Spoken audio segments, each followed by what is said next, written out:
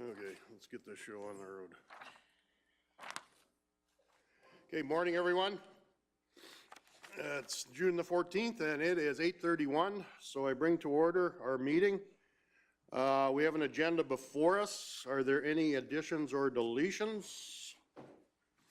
Faye, you had one? Yes, I'd like to have a closed session with, sorry. Okay, we'll just add the third, we'll add section 16, third-party business to our closed closed session agenda. Thank you. Are there any other additions or deletions to the agenda as presented? Mr. Christie. I'll have a quick verbal, what do you call it, report on Ag Service Board zone meeting that I had just right after the RMA. Okay, 9.2, Council and Committee reports, Ag Services. Yes, go ahead, Councillor. I also think those of us who are at FCM would like to add to the report. Council Okay, Committee reports. 9.3, FCM report. Are there any other additions to the agenda? Councillor Christie? I'll move the agenda as amended. Okay, we have a motion to move the agenda as amended. All those in favor? And carried unanimously. We pre-circulated the minutes of the May 24th meeting. Are there any errors, omissions, concerns? Deputy Reeve King. I'll move the minutes from the May 24th meeting as presented. All righty, we have a motion to approve the minutes as presented. All those in favor? Carried unanimously. Our first agenda item would be 5.1.1, redesignation. Anytime you're ready, Barb. Hey, good morning, Mr. Reeve and Council. So we've got a request to amend the land use bylaw for redesignation from ag to light industrial. So we're coming here just to do first reading for proposed bylaw 1857 and then to set the public hearing. So X Capital Inc. is a current landowner of the southeast of 223025, and they've recently purchased this property in February of 2022. This parcel was purchased by the new owners with the impression that the lands were already zoned commercial or industrial use. The proposed site is approximately 2.5 miles southeast of the village of Linden as the crow flies. The site is accessed via Range Road 252 and is 1/2 mile south of Township Road 30-4. The applicants currently store their business products, concrete forms in one bay and are looking to lease the other 3 bays to other businesses for warehousing purposes. Below are the uses that can potentially be introduced on the lands that have been redesignated to the light industrial district. Industrial storage and warehousing is a permitted use in the light industrial district, and so you'll see those uses. I'm not going to read them for you. There are no financial implications to the operating budget if successful in their development. Additional tax revenue will become part of our overall assessment. So we're proposing that council move first reading of proposed bylaw 1857 for the purpose of amending land use bylaw 1808 for that portion of the southeast of 223025, and that council move to schedule the public hearing as per section 230 and 692 of the Municipal Government Act to be held on July 19th at 9 a.m. Or you can schedule at an alternate date and time if you prefer. Does council have any questions for the planner?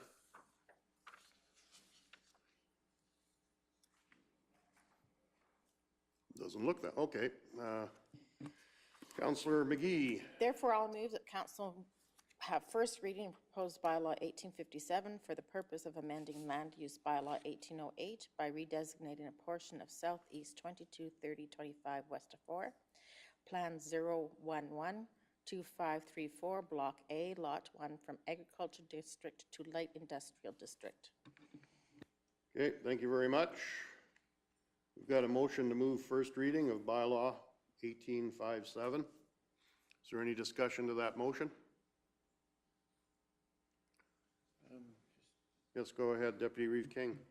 So, has there been any conversation with the immediate neighbor? Like, they are sort of wrapped around a neighbor, are they not? Yeah, they're very close, and so they have, the party that has purchased has been using that facility for quite a number of years, and so they do have a good working relationship.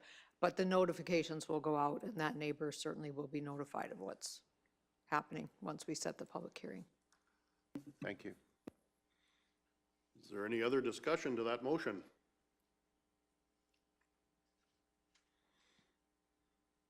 I see none. I'll call the question.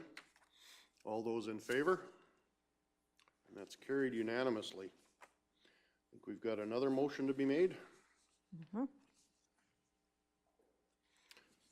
Councillor Penner. I'll make the motion that council move to schedule a public hearing as per section 230 and 692 of the Municipal Government Act to be held on July 19th, 2022 at 9 a.m. All righty, we have a motion before us to schedule a public hearing for July 19th at 9 a.m. Is there any discussion to that motion? See none, call the question. All those in favor? And that's carried unanimously. Thank you. Thanks, Barb. Okay, next agenda item, 5.3, Protective Services. Fire Guardians. Welcome, Deb. And anytime you're ready.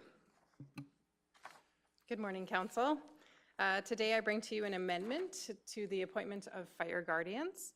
The recommended motion is that Council appoint the following fire guardians for the issuance of fire permits to March 31st. Three Hills Fire Departments, Ken Cinnamon, Murray Fenton, and Brandon Rempel, and that these fire guardians would be in their position until they leave their position either at the fire department or at Kneehill County. We do have a list of fire department fire guardians for every single department. So this is just an amendment to the Three Hills Fire Department.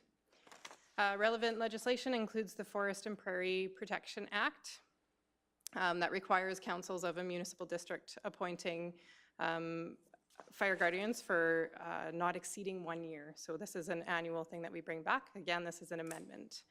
And we also have it in our bylaw, 1770, that council will appoint fire guardians to carry out the roles and responsibilities of the bylaw. The background is, like I said, just that we've had some changes in the Three Hills Fire Department.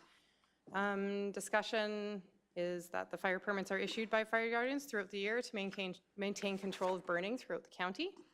Fire guardians in all fire districts issued about 370 permits in 2021. And the advantage of having all the districts with permitting access allows for the administrative weight to be balanced. And the fire guardians are appointed through council. However, they're compensated through their own municipalities if they so choose. And council options are to appoint the amended fire guardians as recommended to March 31st, 2023, to amend the fire guardian appointments and to have administration research further options. Okay, thank you. Are there any questions for Ms. Grosfield? Councillor Penner. Not necessarily a question, but just clarification. So March is when you bring all of them back to us, correct? So this is just getting into line. Okay, thank you. Deputy Reeve King.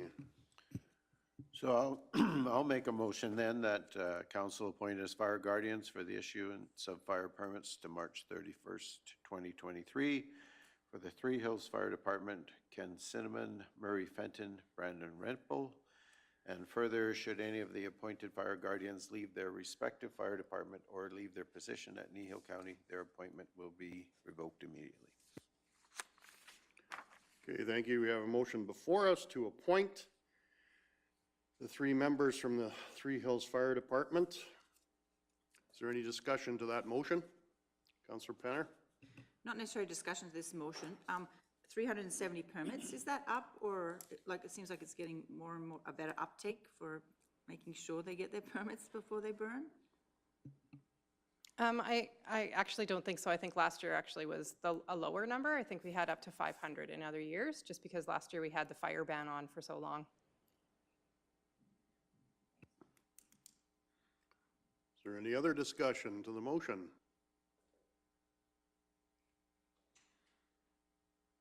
Seeing as not, I will call the question. All those in favor? And that is carried unanimously. Thanks, Ms. Grosfield.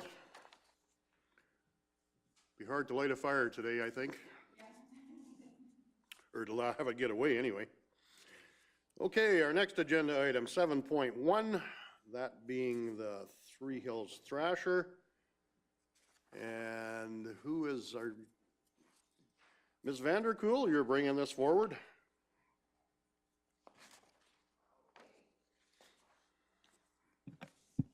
Sure. Thank you, Council. Today I bring you the Three Hills Thrashers Junior Hockey Club funding request.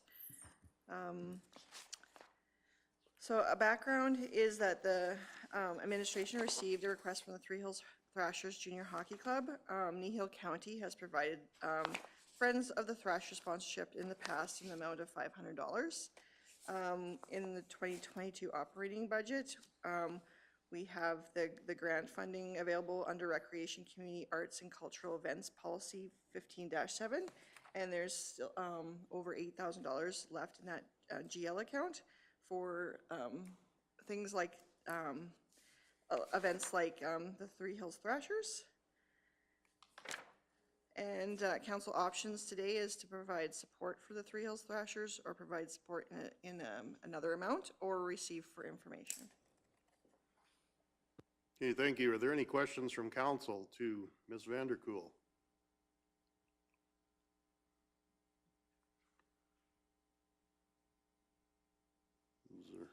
Yes, go ahead, Councillor McGee. I'll make the move that we provide support to the Three Hills Thrashers Junior B Hockey Club by sponsoring with $500. All right, we have a motion before us to provide support to the Three Hills Thrashers for $500. Is there any discussion to that motion? See none, call the question. All those in favor? And that is carried unanimously. All righty, our next agenda item, 7.2, R&R Task Force Agreement. Mr. Hogan. Thank you, Mr. Eve. To you and council, the item that's before you is a return item. So this is regarding the review of the Dr. R&R Task Force. So as council's aware, this was undertaken by the Kneehill Regional Partnership. The current Doctor Recruitment and Retention Task Force is a subcommittee of the Kneehill Regional Partnership at present. What was put forward by the KRP as part of that review was updating the terms of reference, as well as making the Doctor Retention and Recruitment Committee, or whatever new version of it might exist, a standalone entity. So it would be done by mutual agreement between the regional municipalities. The draft terms of reference has been in front of council before for feedback. The county did provide an amount of feedback. It included items like strengthening the purpose, wanting to have the document reflect that the focus was more on retention than recruitment. Even though both were in there, the prime focus would be retention, and to strengthen the wording in a few areas. And so that went back to the Kneehill Regional Partnership, and the partnership weighed that feedback with the feedback received from the other municipal members and made a few changes to the document. None of them are huge changes, but they all fall in the mold of strengthening that purpose, strengthening that idea of retention within the scope of activities, clarifying under the out-of-scope area that there is a statement in there saying that it is out of scope for the new task force to provide business subsidies. There was some clarification added to that area to indicate that did not include the retention bonuses that are currently a program in place by Dr. R&R. So even though technically those would be a subsidy to a private business, it was wanting to make sure that they were excluded from that and that they could still continue. So that was put in there. Some wording around termination was put in to strengthen that, really indicating that if an individual, or sorry, not an individual, if a municipal member withdrew from the committee, there would be no entitlement to any refunds of money put in to the committee. The other component that the KRP added was some, I guess, an enactment date. So under the proposed terms of reference, as you saw them before, there was no specific enactment date. It was just as the agreement was signed, it came into force. At the KRP meeting, it was talked about that it would probably be better if there was a transition period and the ability to provide some notice to some of the other parties as to what the new task force would look like and what would happen there. So there was an effective date put in that would give a couple 3 months for a transition period to occur. And this document has been circulated to all of the regional municipalities in order for them to do the same function that we're doing here today. We do know that at least one of them is not going to sign on to the new committee, but that's not related to the terms of reference. They're not signing on to the new one and withdrawing from the current one. So that's a broader decision than the terms of reference. Where the other municipal members are at is unknown at this point.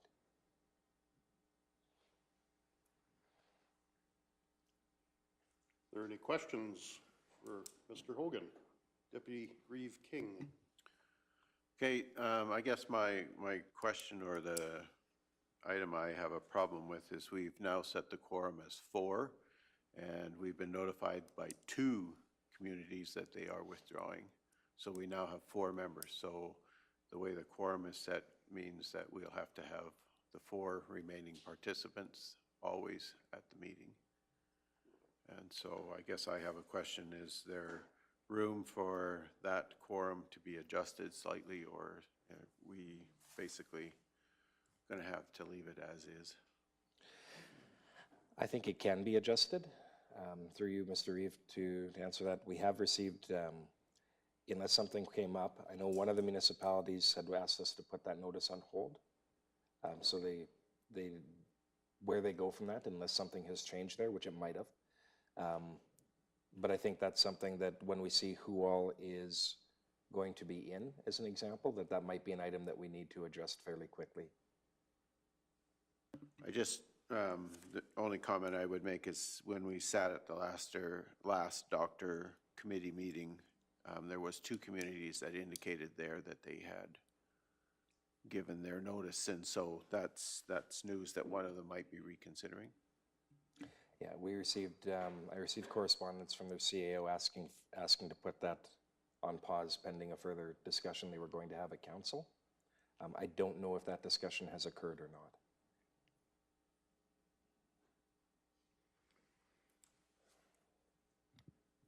I guess further to that, the termination by partner section in the report states that the effective withdrawal date shall be the first December 31st after the 6-month notice period. So if we don't get a notice here until into June, the middle of June, let's just pretend, that would put them into the committee until December of 23. Yes. Through you, Mr. Reeve, that's built in there to, the wording of that particular one is built in there to create a transition period. Isn't quite the right term, but I'm going to use that. What it does is it prevents if the committee is responsible for creating a budget by, say, September of the year, then it prevents somebody from giving notice in December that they're out the following month.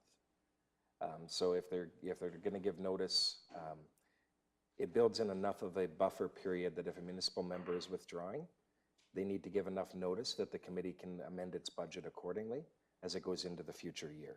So they're not going to be entitled to a refund, but the committee will have at least 6 months' notice that the amount of funding they're going to have to work with is going to decrease the following year. If a group wants to give notice in, say, November that they're out, under these terms of reference, they would still be on the committee and on the hook for paying their per capita share for the following year.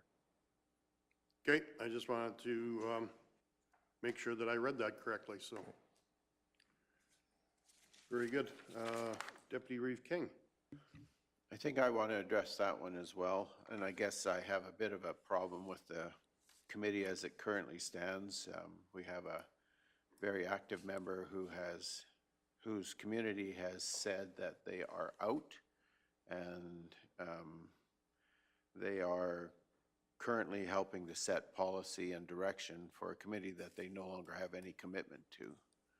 And so I wonder about that length of termination. Either you're at the table or you're out. And so I have a concern about that length of time, because as Reeve Whitstock has so clearly pointed out, if you decide toward, you know, even if it's July, August, September, you're still going to be potentially sitting at that table for 16 months where you have declared you no longer have interest in being there, and you're participating in that decision-making process. That's a flawed process as far as I'm concerned. And so we currently have that existing in the committee right now. We have a member that has said they're out. We've actually had two that have said they're out, whether they are or not. But they're sitting at the table making the same decisions that the other parties who have committed to being in and who are committing money to stay in. And so I have a bit of a problem with that.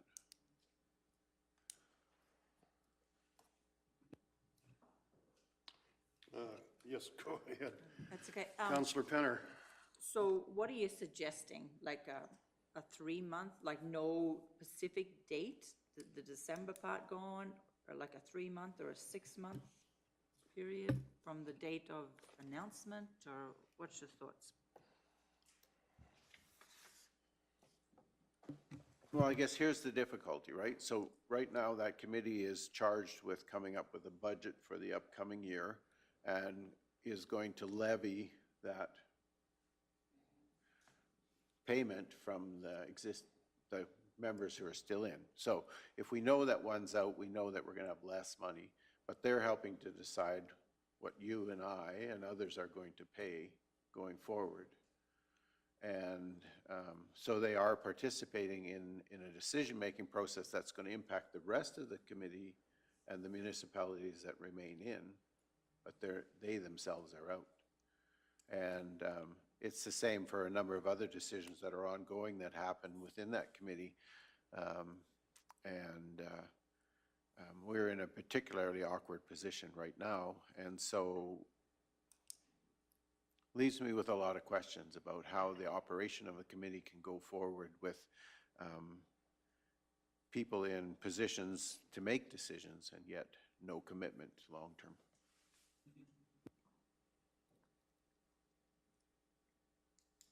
Mr. Hogan, any thoughts?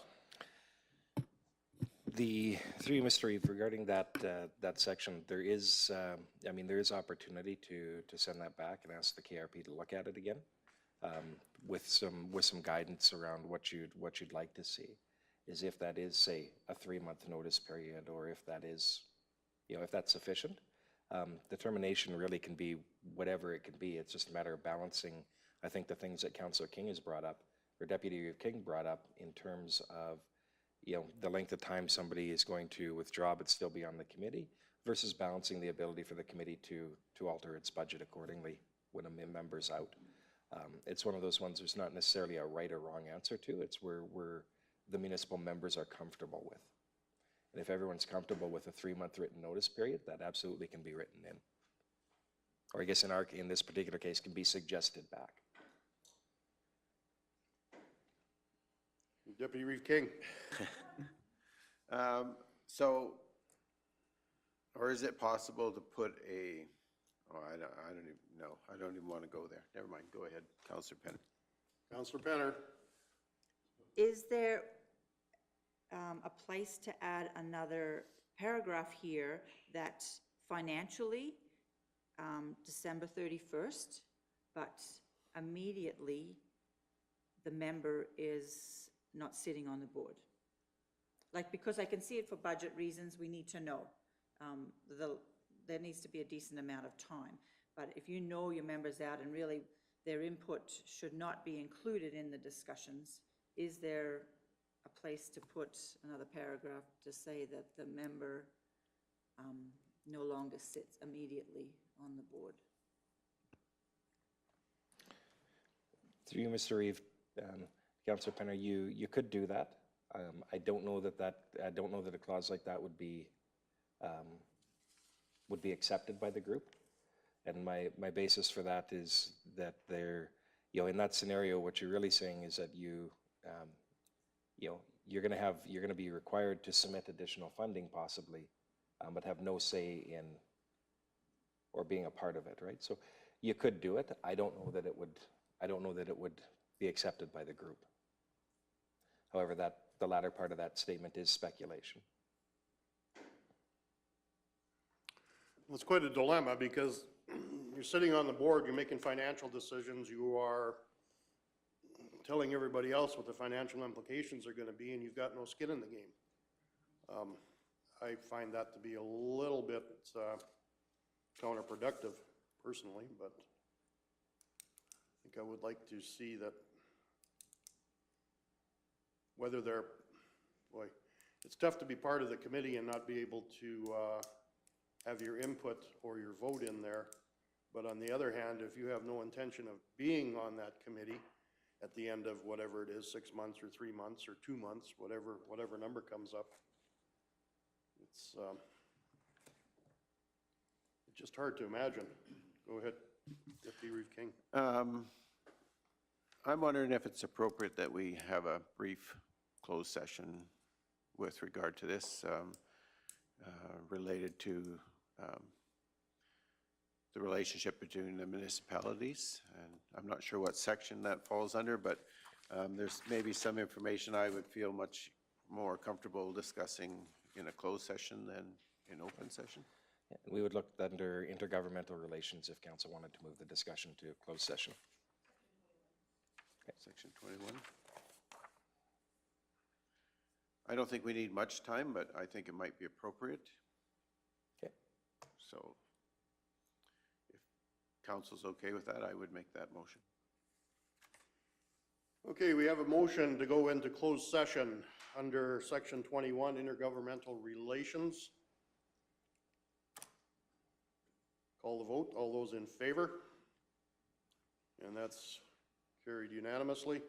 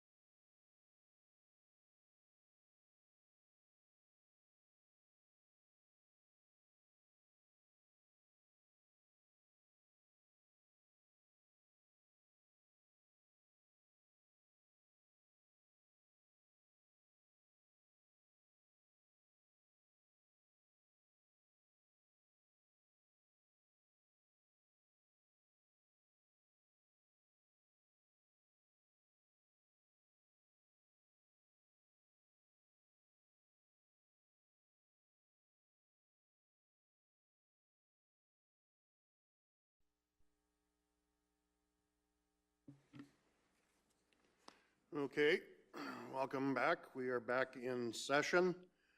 Motion was made to come out of closed session at 9:42. It is now 9:43. Gallery has reconvened, and we have a motion coming out of closed session. Yes, go ahead, Deputy Reeve King.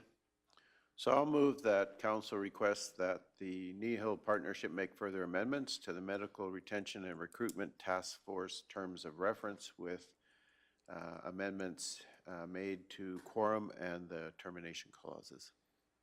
Okay, thank you very much. We have a motion before us as presented on screen. Is there any discussion to that motion? I see none. I'll call the question. All those in favor? That is carried unanimously.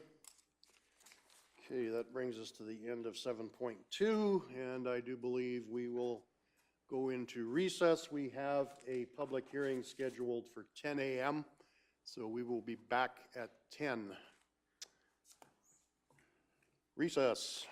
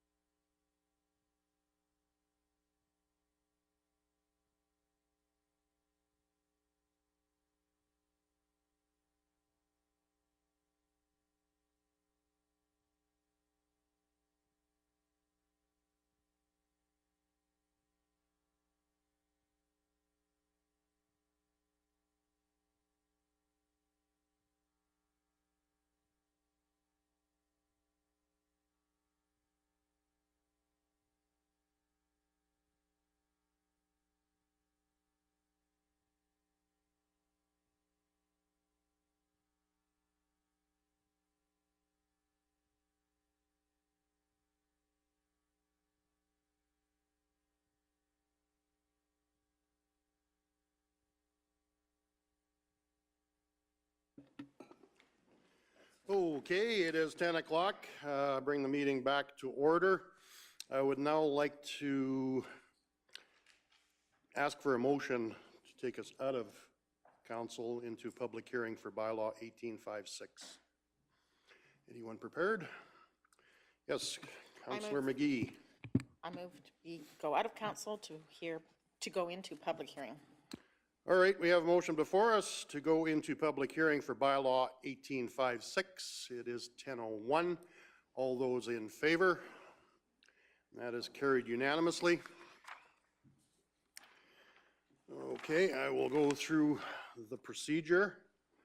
I'd like to remind the public that if they wish to speak to the bylaw 1856, that they may register their name on the speakers list. There will also be an opportunity when I've gone through the speakers list that I will ask one final time if there's anyone else present who wishes to speak. I would at this point in time like to introduce our members of council present today, starting from my right.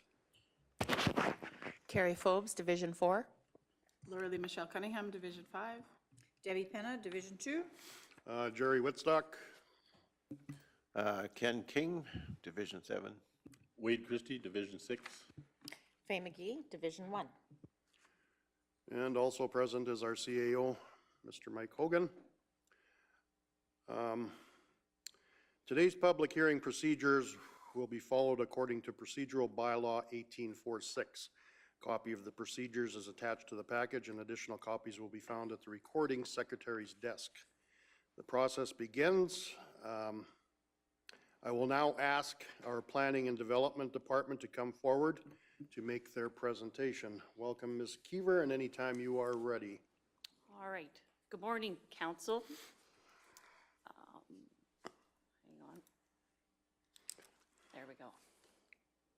All right, today this is a road closure, bylaw number 1856. So we treated it like we do public hearings. It was advertised in the Three Hills Capital for June 1st and June 8th. Notice was placed on the Kneehill County website, and notices were sent to adjacent landowners within a mile and referral agencies. As per the Municipal Government Act, road closures fall under Section 16. The title to all roads in a municipality other than a city is vested in the Crown and the right of Alberta. Section 18, subject to this or any other act, a municipality has the direction, control, and management of all roads within the municipality. And Section 22, no road in a municipality that is subject to the direction, control, and management of the municipality may be closed except by bylaw, which is why we're meeting today. So this is the summary of the location of the road that is being closed. It's the undeveloped road allowance north of subdivision plan 9310847 Block A. The landowners, Carl Westerman and Bobby Bray Westerman, have approached the county in their desire to purchase the undeveloped road allowance directly north of their acreage. This road will never be developed due to the topography of land and the diversion of Township Road 30-4 south of the acreage. Township 30-4 is what is commonly known as the Linden West Road, and it is paved and already has a 100-foot right-of-way.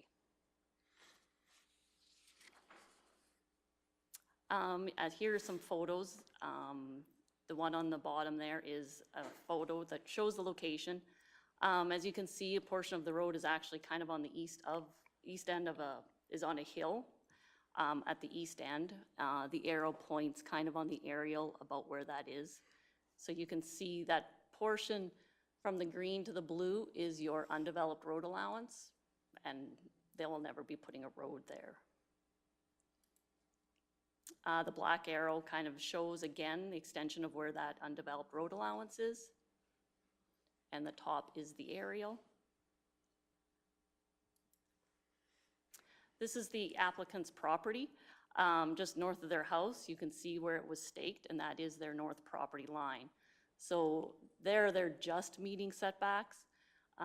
Another reason for their desire to purchase the undeveloped road allowance is so that they can maintain proper setbacks.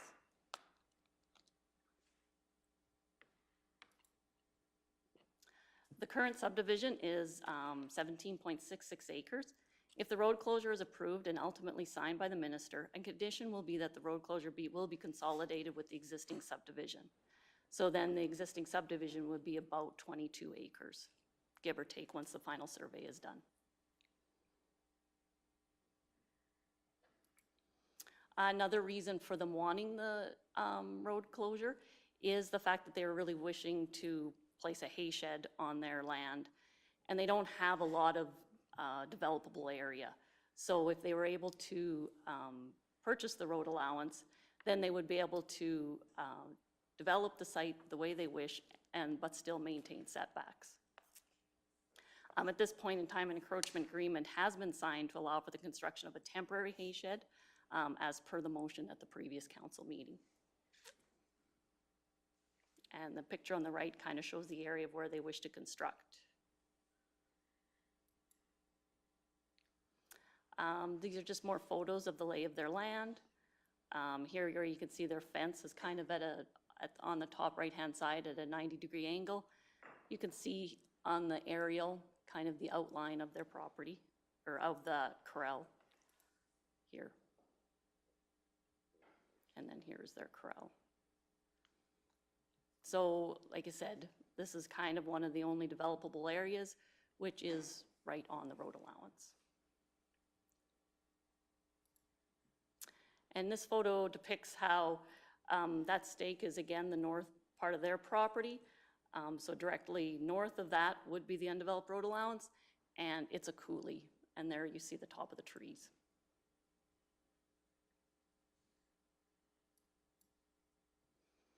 So as per our land use bylaw, by closing this road allowance, it won't interfere with any legal access to adjacent properties. We also never received any responses from anyone saying any concerns or unhappiness with it. The closure of the road allowance will also allow for the landowner's improvements to be located within their property and maintain setbacks. So the next steps, if you were to approve the, once this public hearing has been closed, a package including any responses will be forwarded to the Minister of Transportation for approval. I'm hoping it'll be a little quicker than other ones that we've sent recently, but I have been in conversation with them, so I think maybe they're starting to get the ball rolling. Once that is received back from the province, then we'll come back to council for second and third reading. And then once that has been completed, then we'll have the final survey, the appraisal, the consolidation and transfer of land. And that's it. Okay, thanks, Ms. Keever. Are there any questions for the planner from council members?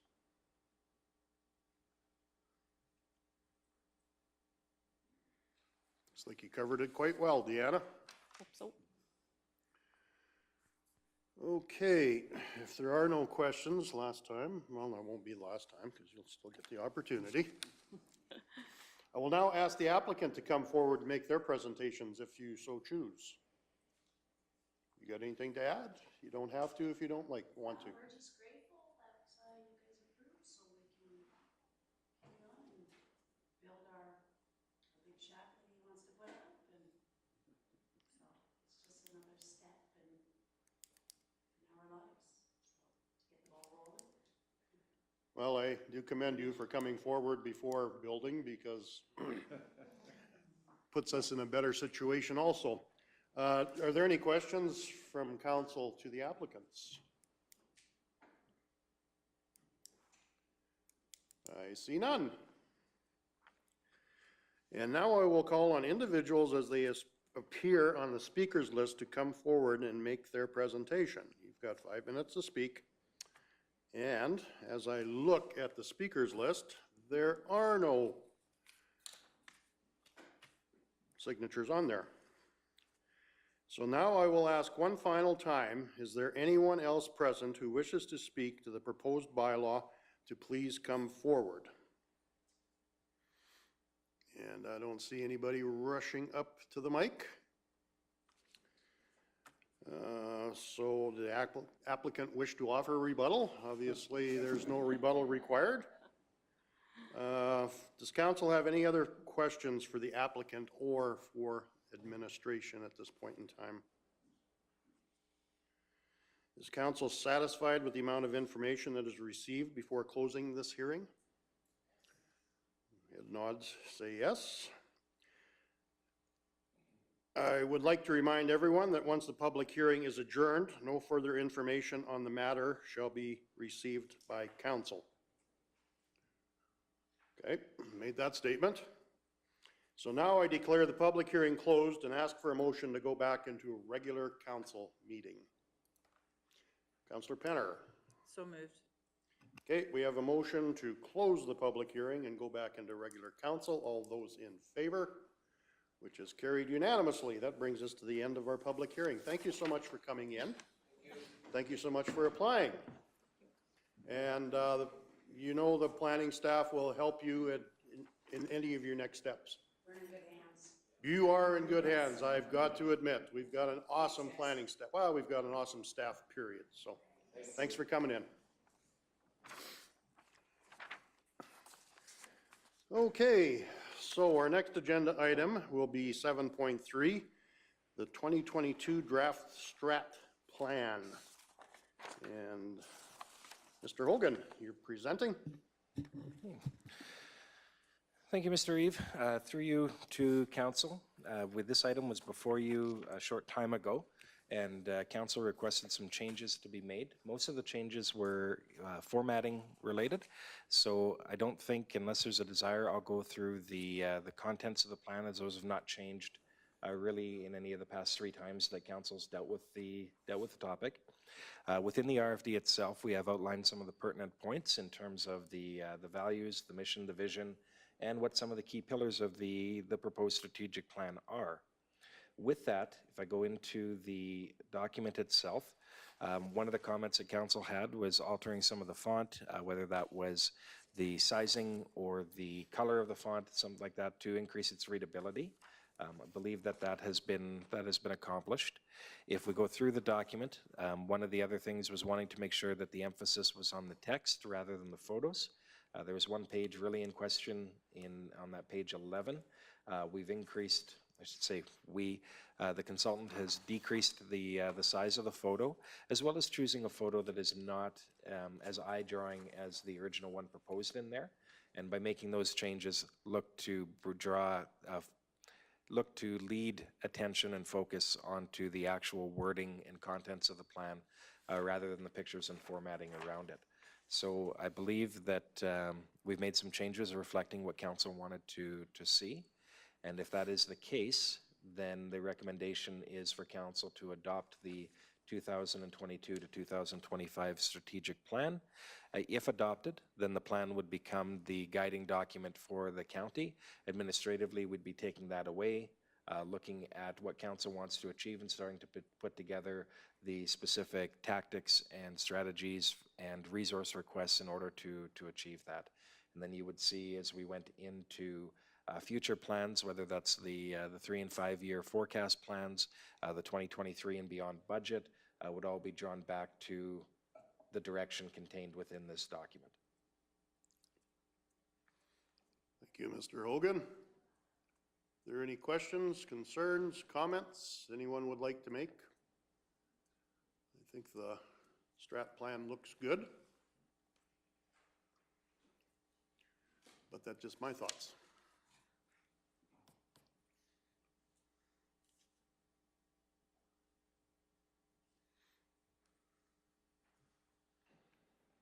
Deputy Reeve King.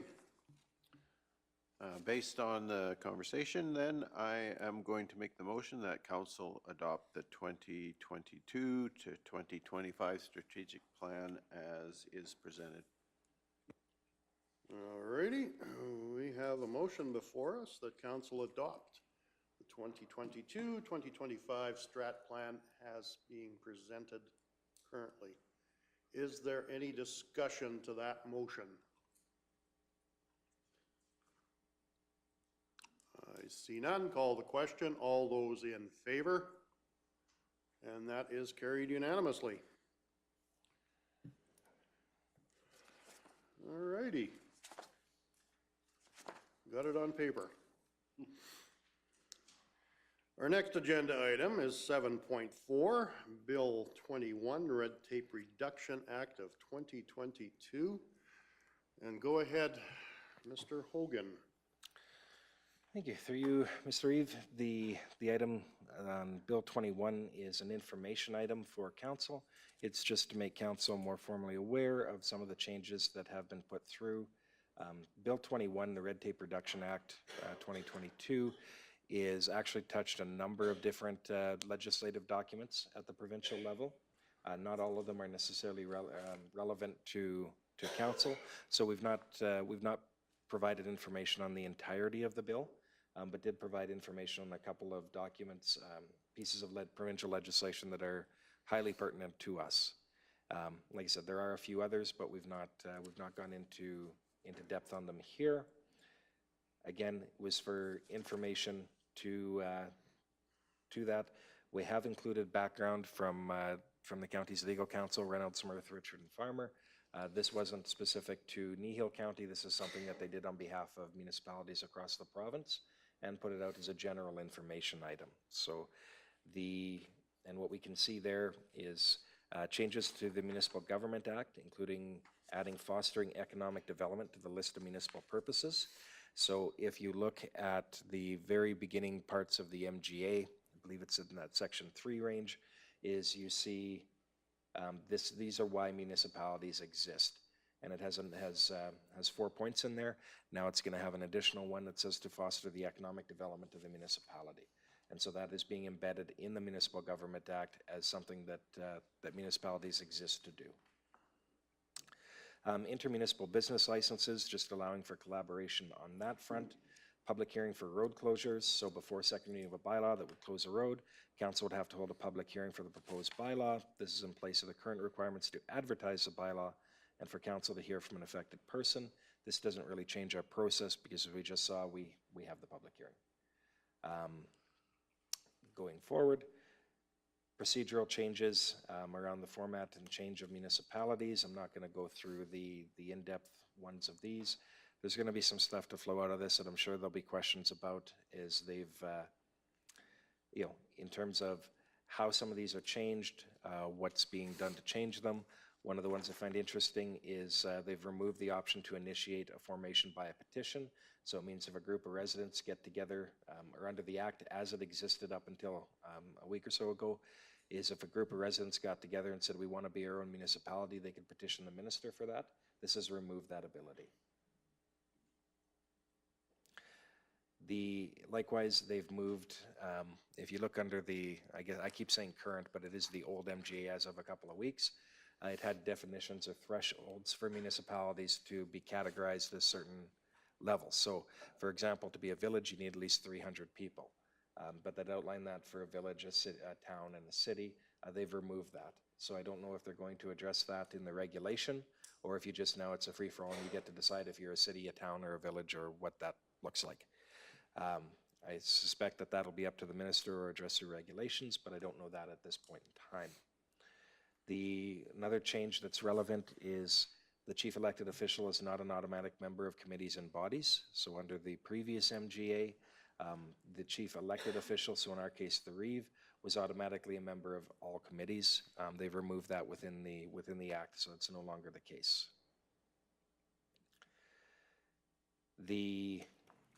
There's some other changes there. I don't know if we want to go into them all. The information is contained within the RFD, but relevant to holding meetings by electronic means, assessment and taxation rules for non-residential property, providing some clarifications on those fronts, allowing the minister to sign off on some things that previously would have had to go to cabinet as an example. So just trying to expedite some of those processes. There is a more intense list. Going through a number of them that's included with the attachment to the RFD.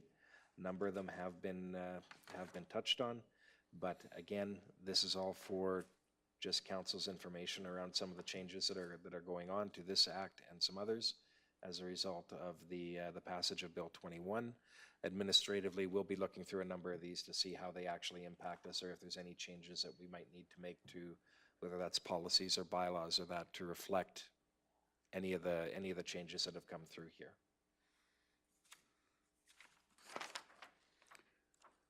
Thank you, Mr. Hogan. Are there any questions from council to Mr. Hogan on our red tape reduction amendments?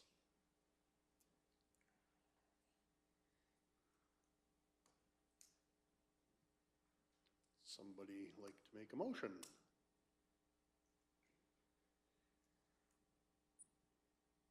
Councillor Christie. I'll move that council accept the report on Bill 21 Red Tape Reduction Statute Amendments Act 2022 for information as presented. Okay, thank you very much. We have a motion to move for information as presented. Is there any discussion to that motion?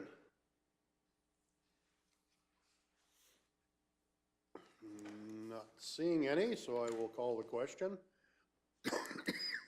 Excuse me. All those in favor? And that is carried unanimously. Oh, feels so much later already. Red tape reduction is working. We will now go on to council and committee reports. We have a report from Division 1 Councillor. We're also going to have a report from Ag Service and the FCM.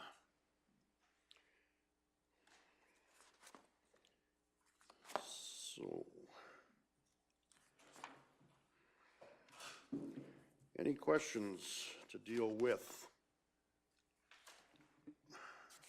So I just gave you all a written report as part of the package, so I just wanted an opportunity to see if anyone had any comments or questions.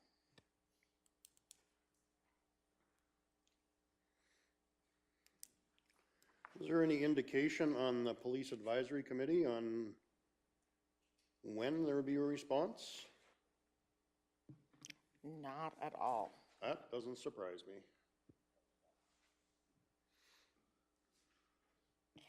We did bring enough questions and thoughts around it that it did cause the staff to look for some documentation to actually understand whether our points were correct, and they were. So we did enlighten the office a bit on the issue. So that it's nice to know that we went up there for a good reason. They did get better educated. Whether that'll work in our favor, I'm not sure, but.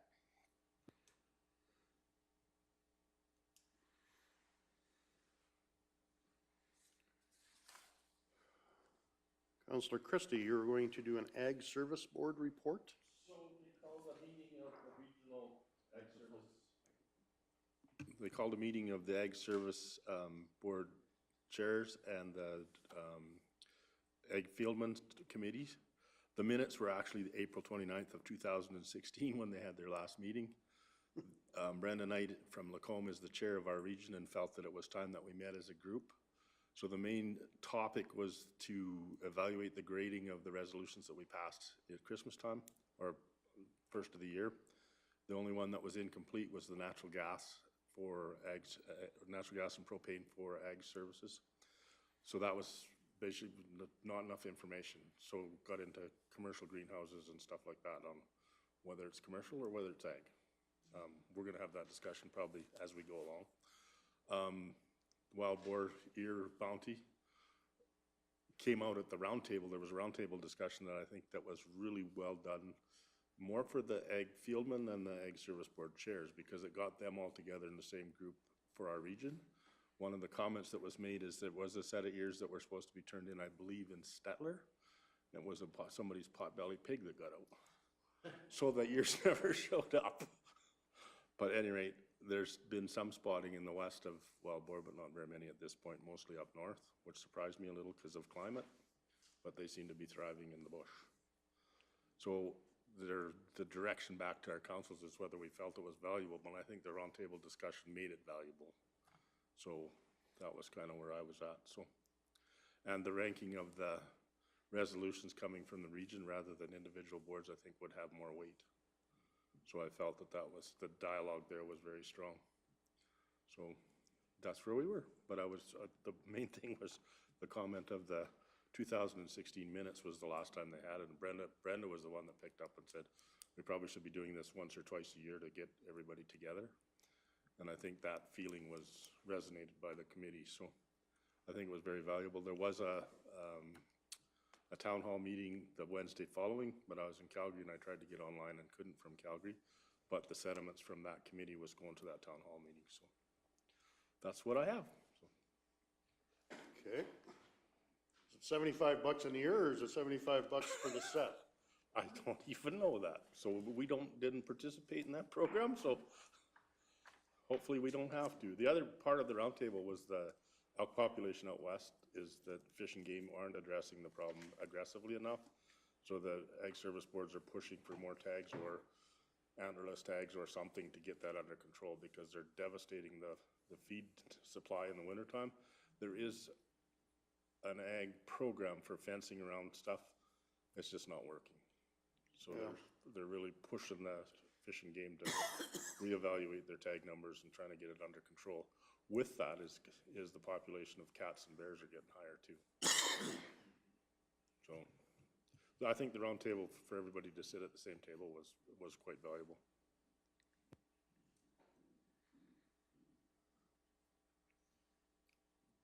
Any questions?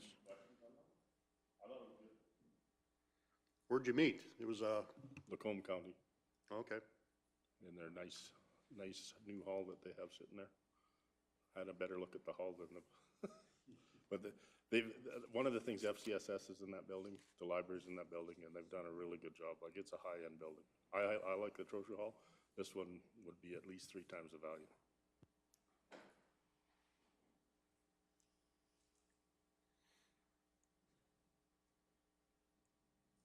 Okay, there was a request for the FCM report. Those that attended would maybe like to share their experiences? Or not? Okay, go ahead, Councillor Forbes. As the first time attending the FCM, because you never know what you're going into when you're a first-time counselor, for the people that might be listening, it is totally worth any council member to attend these functions. It's not like it's a holiday. I did not have a holiday. I saw the airport, the hotel, and the conference center. That is all I saw for the days that I was there. And I'm talking like 7:45 until sometimes 4:30 in the afternoon. The mingling that you get, the innovation of the stuff that you get to learn in the trade show has been absolutely amazing to me, and the stuff that they're coming out with that really not only just help our county but help Canada wide is amazing. The people that I've met from different regions, having conversations with them was very filling to the soul, because as a county, we're not the only one addressing the same issues. It is across Canada. The other great thing I love about it is that you have a voice on a federal level, because we may seem like we're small, but when you all gather together, the 1,800, and there were 800 from Alberta alone as delegates there, that's a voice that sends a clear message when the FCM board goes to speak on the behalf of all of Canada. So I really do find it well worth it for at least myself, and I would definitely do it again, because just the learning aspect of it all was amazing.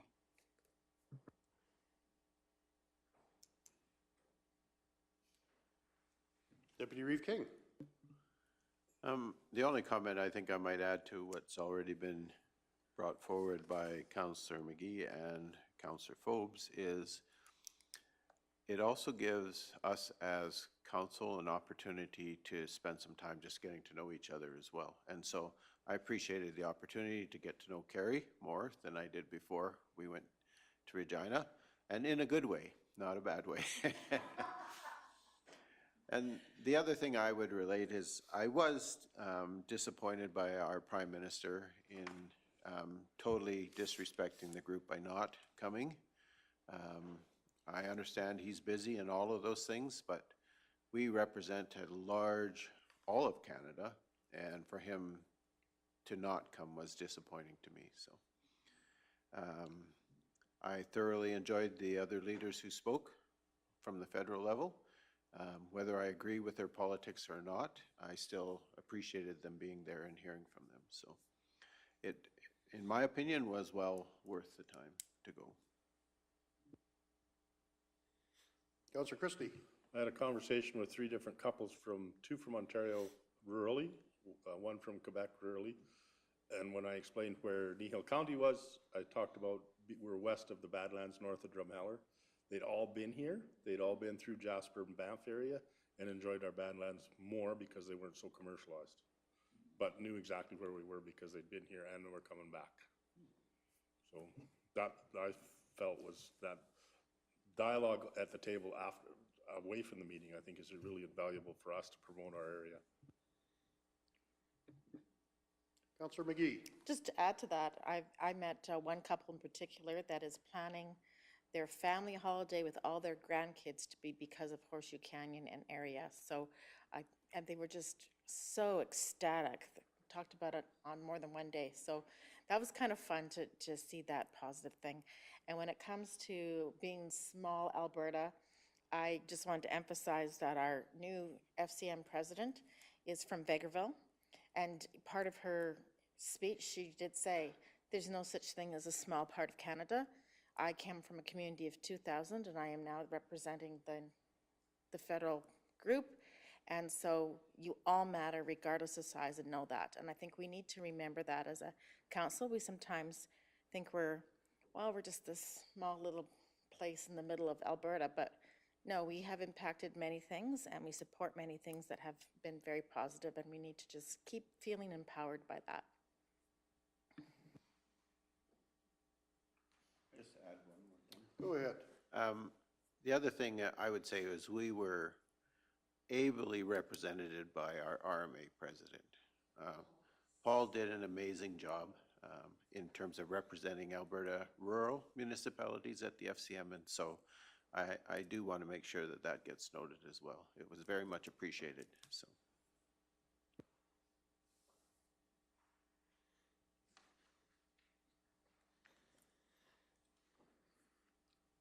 Okay, well, if there's nothing else, we could probably, it's totally up to you guys. You want to speak some more to it, or if we are done, then we could use a motion to receive as presented.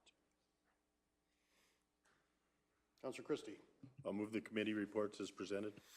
Okay, we've got a motion to receive for information the committee reports as they were presented. All those in favor? Carried unanimously. Council follow-up action list is the next thing on our agenda. Are there any questions, concerns?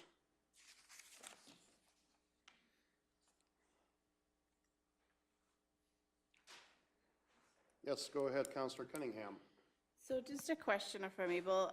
So I noticed on June, just don't have my calendar, for June 20th, the Cal meeting, correct?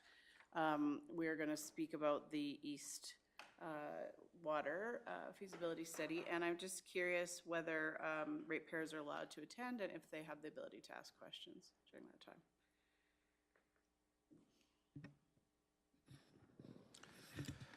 So in answer to that through you, Mr. Reeve, is committee of the whole meeting is a fully public meeting. So anybody can show up to that. So that to the first part of if ratepayers can show up, absolutely they can. If they can ask questions or not, that's a decision resting with council. Generally, we don't present items that way.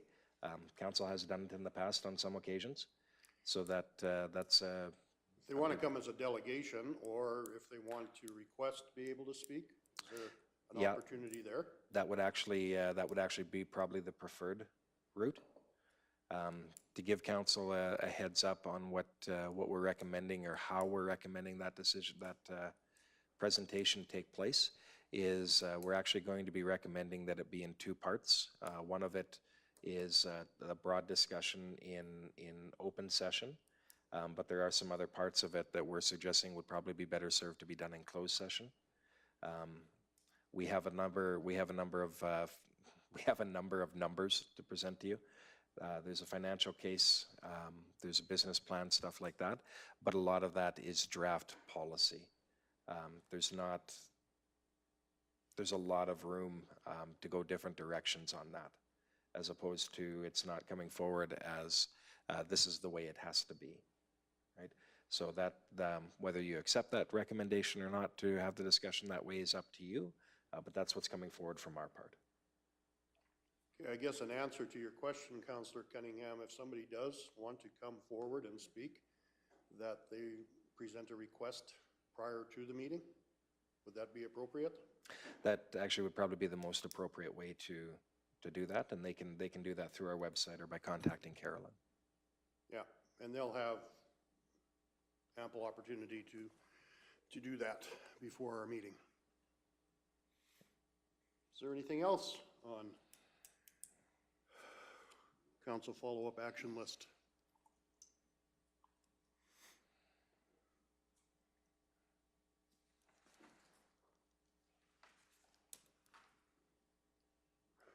Yes, go ahead. Deputy Reeve King. Seeing nothing further, I would make the motion then that council receive for information the council follow-up action list as presented. Alrighty, we have a motion to receive for information as presented. Is there any discussion to that motion? I see none. Call the question. All those in favor? Carried unanimously. Okay, that brings us to the end of our open session. Does anyone want to go for a break, recess prior to closed session? I don't see anybody, so our next agenda item will be to go into closed session. Would someone like to make that motion? Councillor Forbes. Okay, we have a motion to go into closed session. All those in favor? And that is carried unanimously, and that will deal with personnel, section 17 and 19 of FOIP, and also third-party business, section 16. And we will wait.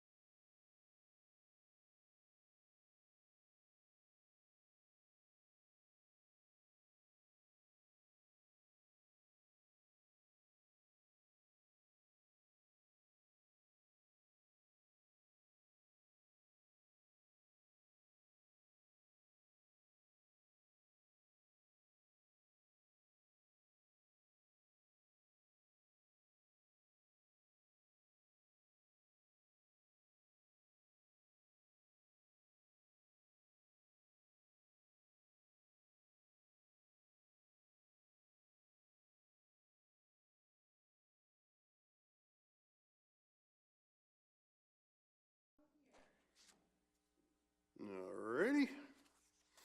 So we are back in session. Motion was made at 11:40 to come out of closed session. It is now 11:42. There are no motions coming out of closed session, so at 11:42, I will adjourn today's meeting. Thank you, everyone.